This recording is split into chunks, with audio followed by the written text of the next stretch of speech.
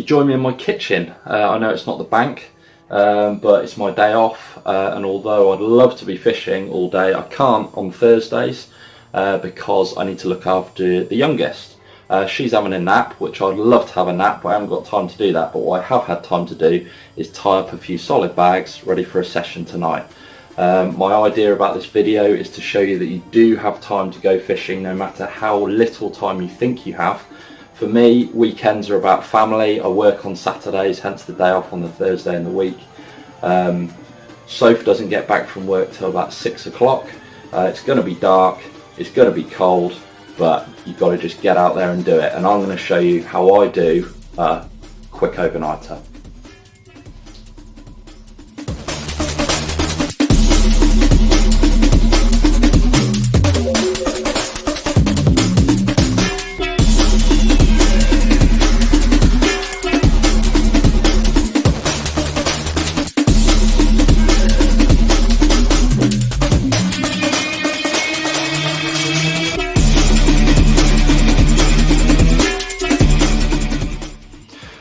Right, just while the girls' dinner is cooking, I'm going to just talk you through my little setup that I use for my solid bag fishing. We've got a section of lead core just here, obviously where allowed. I am allowed to use it on the water that I'm going to tonight. Got a little loop there that I've spliced on. That will go loop to loop onto your main line. We've got a 3-ounce inline lead just here, doing the business. And then let's have a look at the rig. So I can't lay claim to this one. I nicked it basically off of Dave Whitehouse on the Ability Social. Absolutely love it. Coated braid, probably 3 inches or so here. Got a nice big blob of putty just here, and then I've stripped back a little bit. Back, you know, gives a load of movement. Now this is the bit that I found awesome. So knotless knot as standard, but then you just snip the hair off. So you're leaving hardly any hair anyway, obviously, but then you just snip that bit off, and then that allows for this bait screw to move up and down here. You've got a hook bead just stopping that from going all the way around the bend of the hook, and it means that you can fish either a wafter, which will sit like so with the hook on the deck, or a pop-up, depending on what you're fishing over. It gives you another option, and it will sit like that. It's absolutely fantastic. Very simple setup. Right, I haven't got long. Soph will be back soon, so we better crack on. Well, car's packed. I'm ready to rock. Girls are fed. They're absolutely fine. They're going to be ready for the bath soon. Just got to wait for Soph, who should be back any minute, and then we're on. Right, Soph's got back. I'm in the car. Let's do this. Bluetooth device is ready to pair. The Bluetooth device is... I'm here. Now, I got to the lake at probably about 7:30. I've done a quick lap just around the lake. Luckily enough, I can drive it, so cuts the time right down, which is fantastic. I looked at a swim at the very end of the lake, and the water level's incredibly low. So what I decided to do was actually come back down to almost the entrance of the lake in a swim known as the beach. And there's a lot of scum that's sort of gathered in this area of the lake, and I think that the naturals there, potentially this time of year they are dying off, but still it is a natural draw for the carp to be in. And because of that, I'm fishing very, very short. I'm probably fishing 35-40 yards.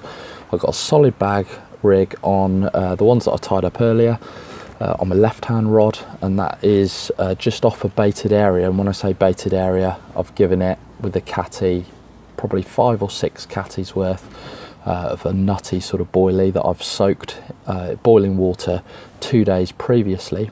What that does, the boilies just puff up really, really nicely, and it makes them nice and soft, and that makes it look like they've been in the pond for quite a while, and the carp definitely like to trough on that. Now, on my other rod, I've got a longer version of the Dave Whitehouse rig I was talking about earlier in the video that I nicked. Absolutely fantastic rig, and I've got that set up as a pop-up, probably a couple of inches off the deck, almost like a hinge stiff rig, but with no second stiff section. It's just that coated braid straight through. Going back to what I was talking about before with the boilies and the boiling water, the best thing you can do is, while that's happening, is get some attraction in there. You can use sort of a liver powder or a green lip mussel. What I'm actually using is peanut butter, just simple peanut butter from the supermarket. Water it down a little bit into a paste and whack that in.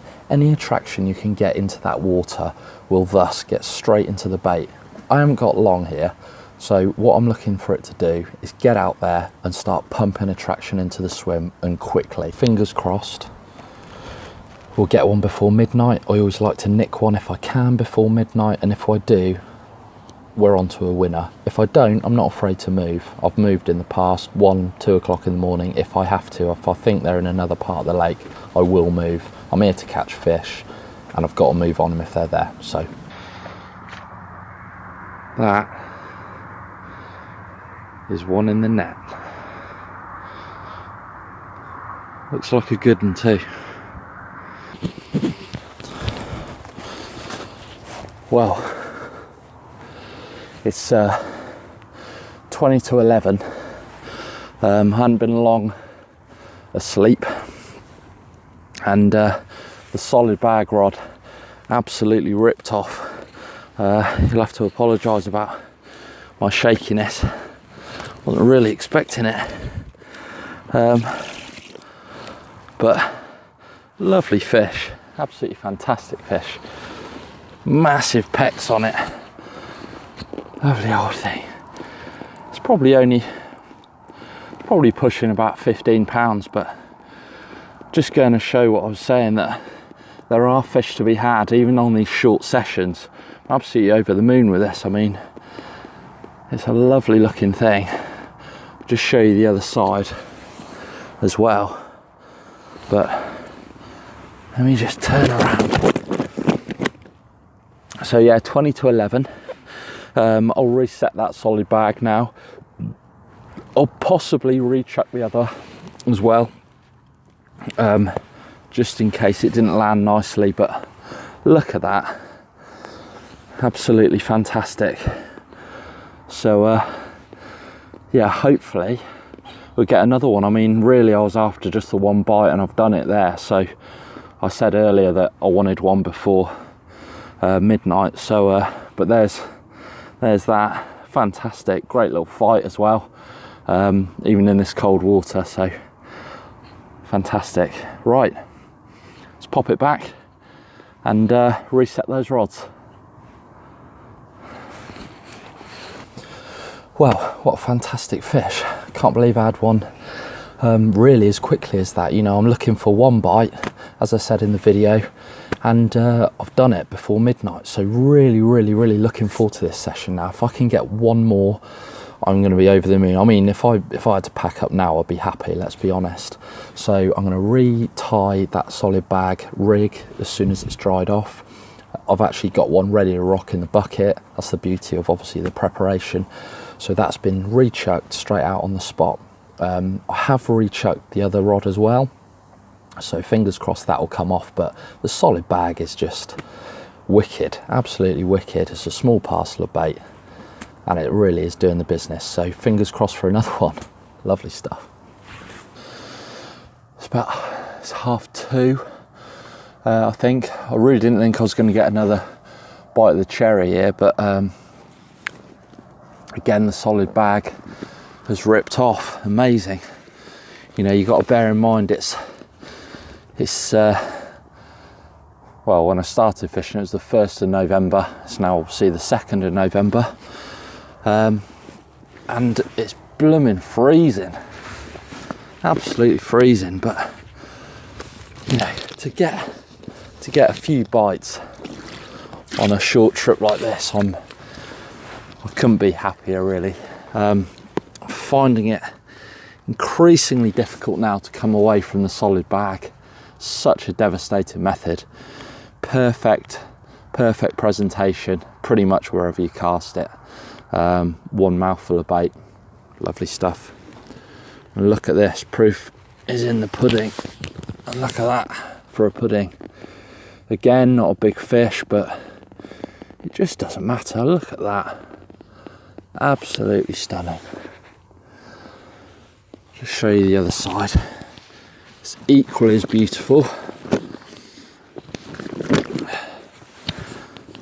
It's like a bar of ice though, it really is cold now. Frost all over the unhooking mat. But there we go, I don't mind one bit. So there we go.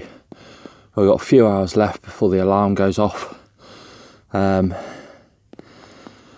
think it's time to get the kettle on, make another hot water bottle, probably a third one of tonight, and try and get a bit of sleep before work. So anyway, let's get this fella back. What an awesome fish. To get 2 bites on such a short session in November, I could not be happier. Really happy with the way things have come together. One thing I did want to clear up is basically this debate about a quick overnighter. Now, an overnighter is, I would say, a reasonable amount of time, at least 12 hours, maybe 4 p.m, all night until sort of after bite time in the morning. The sessions I'm doing, I'm turning up and it's dark, even in the summer really. Only a short period of the summer where I'm actually getting an hour's light before casting out. Times like this, the alarm's set for 5:30 in the morning. I've got to bomb it back. I've got to help Sophie with the girls. I start work at 9 o'clock. So I think personally the quick overnighter does exist and I'm out here doing it. So if I don't see you again, I'll see you in the morning for a recap just before I got to leave. Good night. Well, that was a cold old night.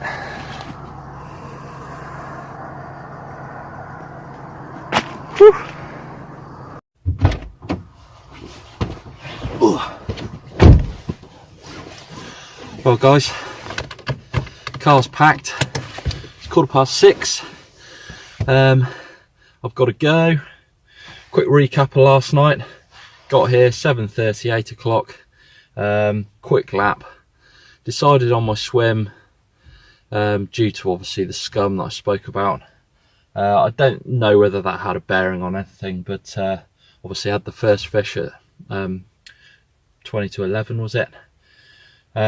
Recheck that solid bag. I decided to stick with the sort of boilie hook bait on its own, but obviously that didn't come off. So recheck the second solid bag and obviously managed that other fish, which is absolutely fantastic. That was at 2 o'clock this morning. So all in all, a quick overnighter, mission complete. Take it easy. Leave it up. Leave it up. Leave it up.